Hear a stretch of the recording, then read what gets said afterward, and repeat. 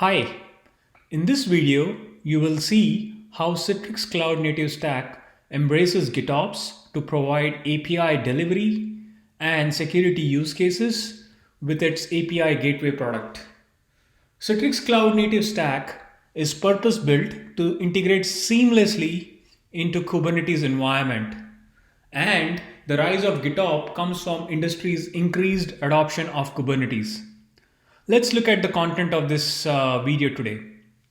We will start with what is GitOps. Then we will talk about APIs and how we can use our API gateway function with Citrix ADC using GitOps patterns, along with architectural deep dive, and follow up with the workflow and the demo. So what is GitOps? GitOps is an operational framework that uses DevOps best practices like version control, code review, automation. GitOps also uses Git repository as the single source of truth for infrastructure definition. Infrastructure as code is the practice of keeping all infrastructure configuration stored as code. Having infrastructure's desired state described as code allows you to deploy the same service over and over again multiple times. So what else do DevOps best practices involve? The merge requests, right? So GitOps uses merge request as the change mechanism for all infrastructure and application update. That is, any change to infrastructure and or application is described as a code. And GitOps automates the infrastructure update using a Git workflow with continuous integration, continuous delivery. When the new code is merged, the CI/CD pipeline enacts the change to the environment. So in summary, GitOps is when the infrastructure and or application state is fully represented by content of Git repository. Any changes to the Git repo is reflected in the corresponding state of associated infra and application through automation. So let's look at the industry's GitOps pattern, right? To achieve a full GitOps install, a continuous integration platform is required. So Jenkins, Bitbucket pipelines are some of the popular pipeline tools that are complementary to GitOps. These pipelines automate and bridge the gap between the Git pull request and the orchestration system. Once the pipeline hooks are established and triggered from pull request, commands are executed to the orchestrating piece. A new pattern has emerged. A new pattern or component that is specifically introduced with Gitop is this Gitop Operator, which is a mechanism that sits between the pipeline and the orchestration system. A pull request starts the pipeline that then triggers the operator. The operator examines the state of the repo and the start of orchestration and syncs them. The operator is the magic component of this GitOps. So next let's look about the API patterns, right? An API is all about the resource and the interaction. A resource can have all or some of the basic operation that allows a client to interact with it. A client can create, replace, update, delete, and retrieve a resource. All these operations are defined by mapping to HTTP verbs like get, post, put, etc. And this is basically a resource-oriented operations, right? Resource and basic operations. In resource-oriented APIs, the resources are the named entities and the resource names are their identifier. As you can see in the example I'm showing here, a slash product or a slash product 42 corresponds to a resource for which you are asking access. So one also needs a way of listing, pagination, sorting the path, and which is done through API parameters. Like what I'm showing over here, you can see slash product question mark category equal to monitoring, or using sort, using something like slash product sort, right? And also version control is very important.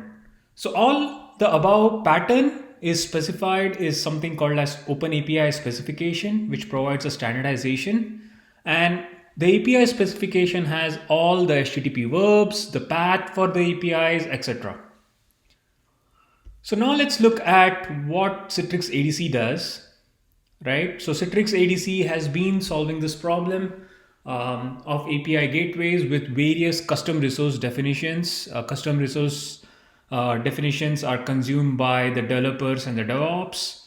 And Citrix Cloud Native Stack takes advantages of Kubernetes CRDs to provide a declarative configuration workflow that is idiomatic to Kubernetes, right? So we have all these CRDs. So for example, to get to the resource, we have this layer 7 HTTP route CRD. Also, if you need things like transformation, URL transformation, you can use rewrite CRD. And if you want to respond with an action, you can use a responder CRD. You can add security to it using CRDs for rate limiting or authentication CRDs, JWT based authentication or OAuth for authn and authz functions.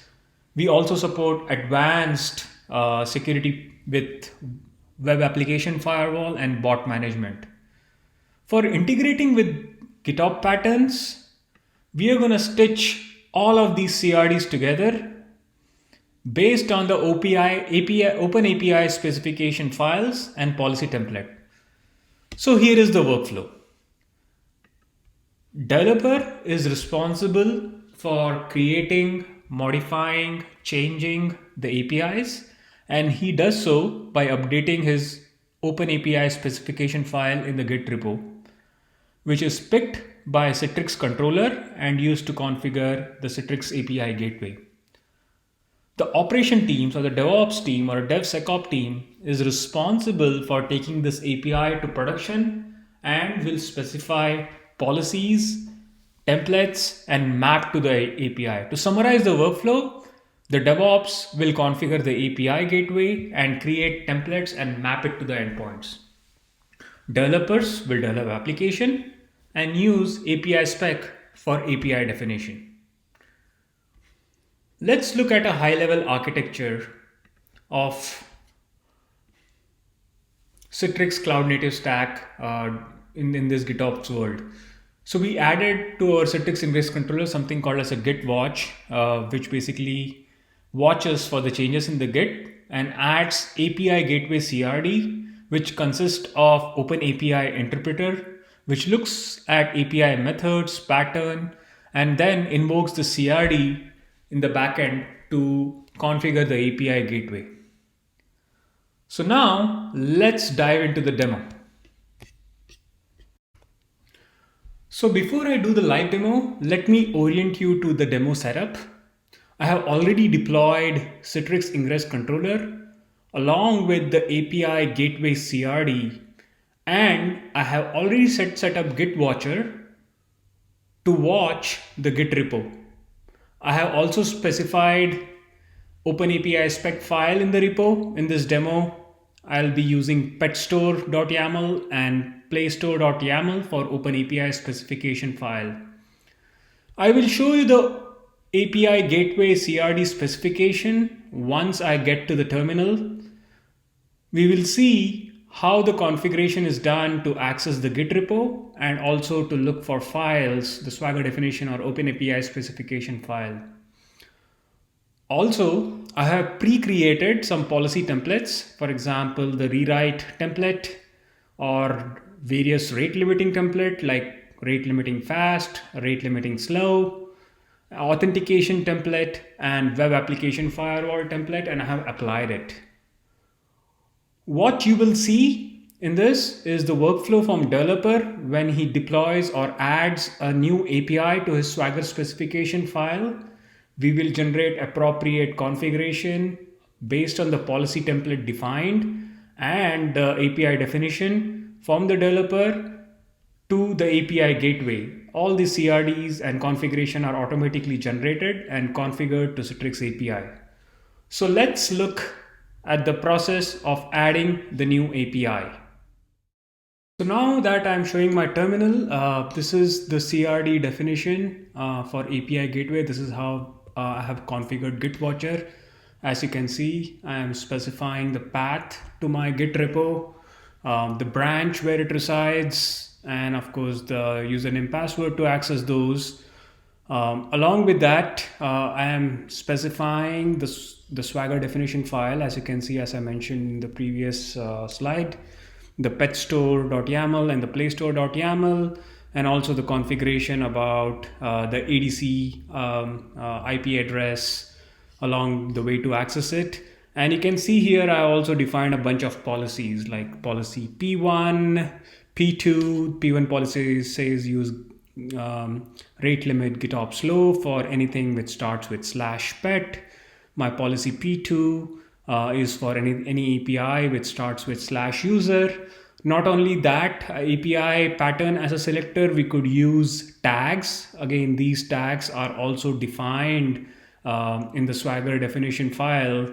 For example, let me show you the Swagger file, which is Play Store. So if you can see this Swagger definition file, I have a section called tag, and I have mentioned a tag called play over here.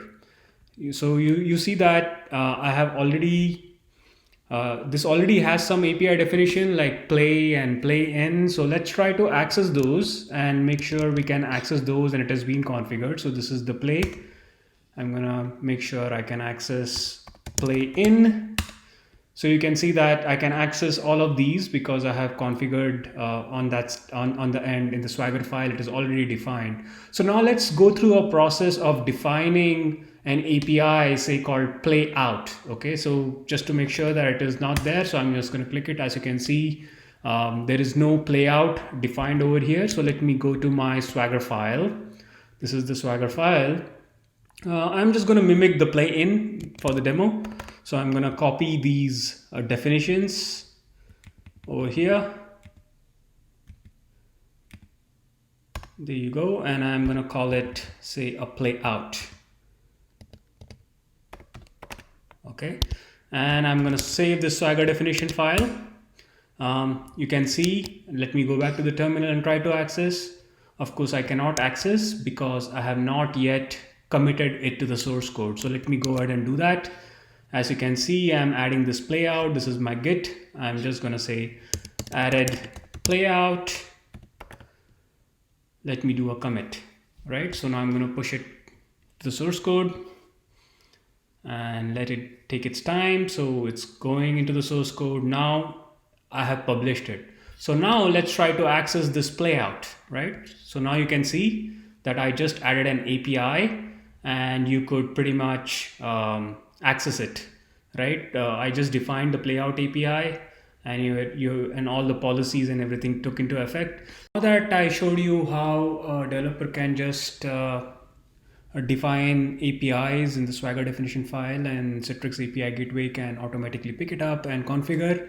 Let's see from the operation perspective if there is a high level policy change which you need to make. So let's take a look at the playout API again. So as you can see here, my real path is prefix URL v2 playout.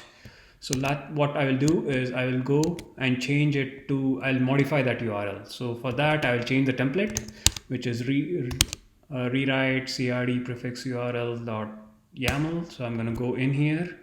So instead of saying prefix, I'll just for this demo, I'll say modify prefix URL, HTTP URL, right? So I'm just going to save this. So I'm just going to save this and I'm going to apply -f, rewrite prefix and my GitOps namespace. Okay, so there you go. Now let's go back to the application.